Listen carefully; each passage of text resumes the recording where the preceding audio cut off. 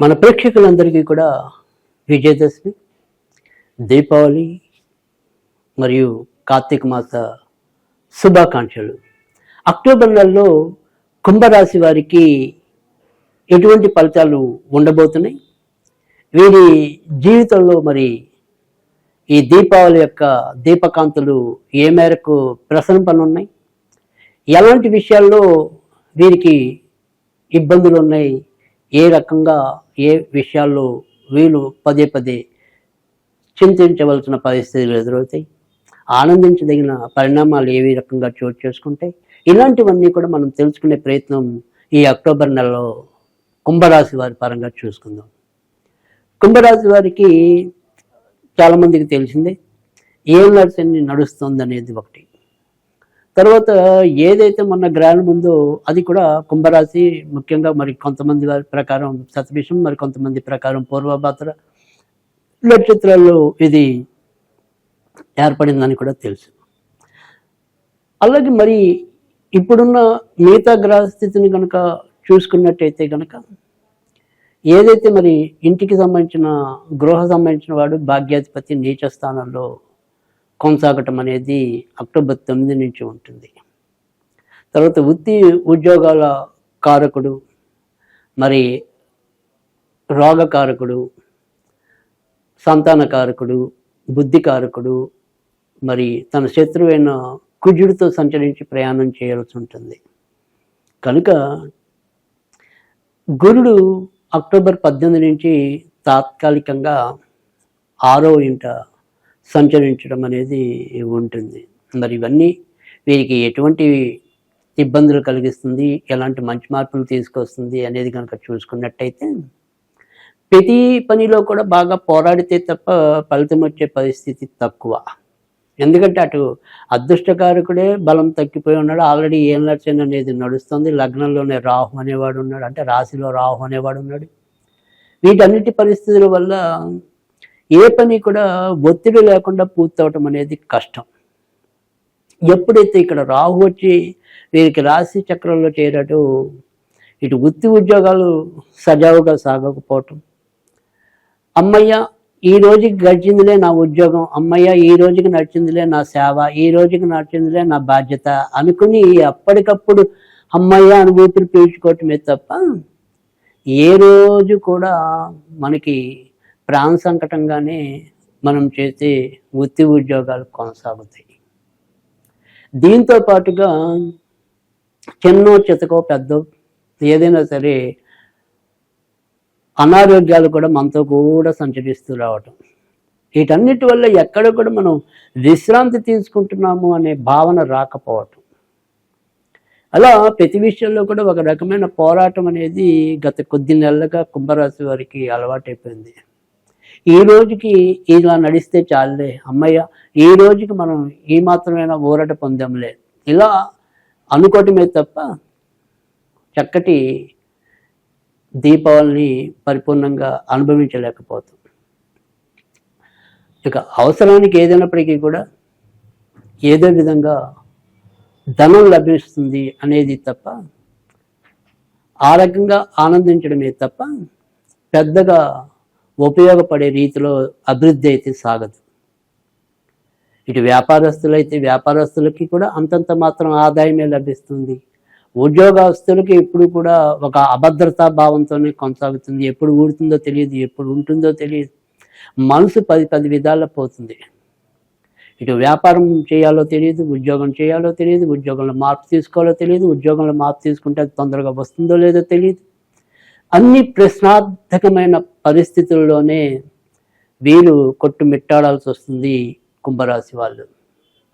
ఇంకా కొత్తగా వివాహం కావాలి అనుకునే వారికి మాత్రం ప్రస్తుతం అనుకూలమైన స్థితి అయితే కలుగుతోంది. అక్టోబర్ 17 వరకు మరింత ఎక్కువ అనుకూలత, అక్టోబర్ 17 దాటిన తర్వాత నుంచి తక్కువ అనుకూలత అనేది ఉంటాయి. అయితే అక్టోబర్ 17 దాటిన తర్వాత నుంచి ఎప్పుడైతే వివాహకారకుడు నీటిలోకి వస్తాడు, భార్యాభర్తల మధ్య విభేదాలు పెరగటం అనేది, లేదా భర్తకు బాగుంటే భార్యకు బాగుండకపోవటం, భార్యకు బాగుంటే భర్తకు బాగుండకపోవటం, ఆరోగ్యపరంగా అవ్వచ్చు, ఆర్థిక స్థితిగతుల పరంగా కావచ్చు, మానసిక ఉల్లాస ఉచ్ఛ్వాసాల మధ్య కావచ్చు, ఎలా చూసుకున్నప్పటికీ కూడా ఒక రకమైన అప్రశాంతమైన వాతావరణమే ఇంట్లో పొడసూపుతూ ఉంటుంది.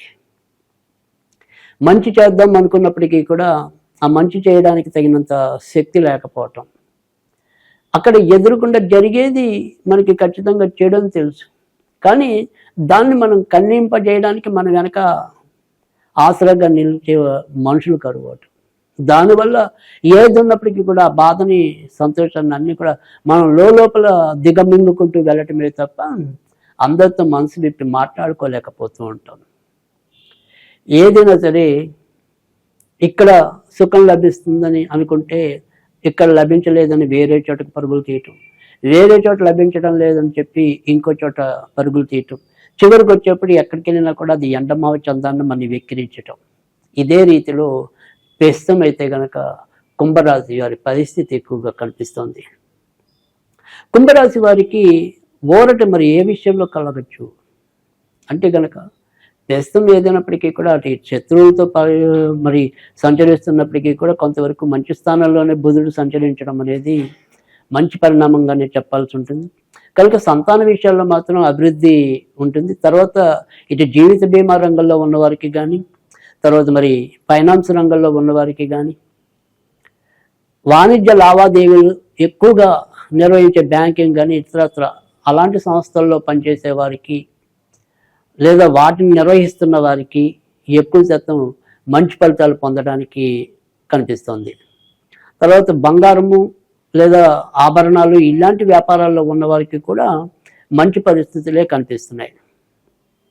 తర్వాత షేర్ మార్కెట్లు అలవాటు ఉన్న వారికి కొద్దిపాటి లాభాలు అయితే కనుక ఈ నెలలో లభిస్తాయి. అంటే ఒక షేర్లో నష్టపోయినప్పటికీ కూడా ఖచ్చితంగా మరో షేర్లో కొంత వీరికి ఉపశమనం అయితే లభిస్తుంది. ఆ రకంగా మాత్రం కొంత ప్రోత్సాహకరమైన స్థితి అయితే కనుక అక్టోబర్ నెలలో ఉంటుంది. ఇక కొత్తగా మరి ఏదైనా సరే చెయ్యాలి, మనం వ్యాపారాలు చేయడానికి ఈ నెల అలా ఉంటుంది అనేది కనుక చూసుకున్నట్టయితే కనుక ఈ నెలలో పెద్దగా మరి చెప్పుకోదగిన అనుకూలమైన స్థితి అయితే ఉండదు. కొంత నవంబరు వస్తే కొద్దిగా మంచి మార్పులు రావడానికి అవకాశం ఉంది. కనుక నవంబర్లో ఏదైనా సరే మీ కష్టాలు కూడా కొంతవరకు తగ్గే పరిస్థితి ఉంటుంది. కనుక అక్టోబర్ అంతా కూడా మనం ఏదైనా సరే కొంత ఓర్పుగా వెళుతూ ఉండటం, ఉన్నంతలో సంయమనం పాటించడం అనేది, మరీ క్షణికావేశంతో నిర్ణయాలు తీసుకోకుండా ఉండటం అనేది చాలా అవసరమని మనం ఈ నెలలో చెప్పవలసి ఉంటుంది కుంభరాశి వారికి. ఇక విదేశాల్లో ఇప్పటికే ఉంటున్న వారు ఎవరైనా ఉంటే కనుక వారికి అభివృద్ధి మిశ్రమంగానే కనిపిస్తోంది. అక్కడ మనం ఏదైనా సరే ఉద్యోగాల్లో ఉంటే ఒక్కోసారి ఉన్నట్టుండి మన వైపు రావాల్సిన పరిస్థితి కూడా ఎదురు కావచ్చు. ఇక సంతానం ఏదైనా సరే మనం విదేశాలకు పంపించి చదివిద్దాము అనుకుంటే కనుక వారికి మాత్రం అనుకూలమైన స్థితిగా ఈ నెల మనం అక్టోబర్ని చెప్పవచ్చు. ఇక మిగతా విషయాలన్నింటిలో కూడా అంతంత మాత్రమైన అభివృద్ధి అనేది కనిపిస్తుంది. ముఖ్యంగా మనం ఇందాకే చెప్పుకున్నాం, ఏదైనా సరే బాగా పోరాడితే తప్ప వీరి చేతికి అందటం అనేది కష్టమే. అయితే ఎప్పుడైతే ఏలినాటి ఉందో కొంతవరకు భద్రకం అనేది ఒకటి, ఇందాక చెప్పుకున్నట్టు ఏదో రకమైన అనారోగ్యం ఒకటి, ఈ రెండింటి వల్ల కూడా వీళ్ళు కార్య నిర్వహణలో కొంతవరకు చికాకులు ఎదుర్కోవటం ఉండటం, మనసు పెట్టి పూర్తిగా పనుల మీద శ్రద్ధ చూపించలేకపోవటం, ఇలాంటివి కూడా ఎక్కువ విధానం అయితే కనుక అక్టోబర్ నెలలో మరింత ఎక్కువ కనిపిస్తూ ఉంటుంది కుంభరాశికి. ఇంకా కుంభరాశికి మరొక కొద్దిగా ఆనందించే విషయం ఏంటి అంటే కనుక అక్టోబరు 18 లోపు మరి నాన్నగారు లేదా అటువైపు ఉండే వారి పరంగా కొంత మనకి మంచి జరగడానికి లేదా వారి యొక్క సహాయ సహకారాలు మనకి లభించడానికి ఆస్కారం ఎక్కువగా ఉంటుంది. వారసత్వంగా వచ్చేవి ఏమైనా సరే భూములు కానీ ఇతరత్ర కానీ మనం అమ్మకాలకు కానీ లేదా మనకి రావాల్సినవి ఏమైనా ఉంటే కనుక వాటికి సంబంధించిన పోరాటాల్లో విజయం దక్కడానికి కూడా అవకాశాలు ఎక్కువగా కనిపిస్తున్నాయి. ఇక ఈ నెలలో మనం ఏదైనా సరే చదువుకోవాలి అనుకుంటే కనుక ఓం హ్రీం శ్రీం వసుంధరాయే నమః, ఓం హ్రీం శ్రీం వసుంధరాయే నమః అనేది చదువుకోవటం అనేది ఒకటి.